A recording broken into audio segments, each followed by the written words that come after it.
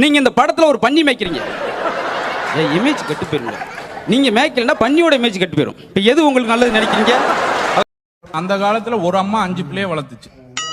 இப்ப ஒரு பிள்ளைக்கு அம்மா அம்மா அம்மாவோட பெரியம்மா பெரியம்மாவோட சின்னம்மான்னு 5 பேர் தேவைப்படுறாங்க.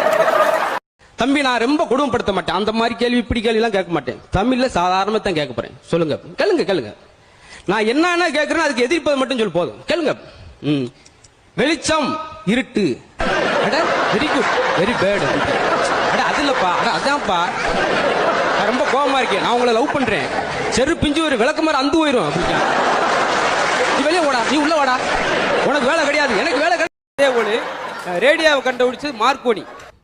அதே போல பரீட்சை எக்ஸாமை கண்டுபிடிச்ச யாரு தெரியுமா? அவன் தானே சார் எனக்கு தெரியாம தெரியும். அவன் மட்டும் என் கையில கட்டச்சான்னா உரிச்சு உப்ப தடவி.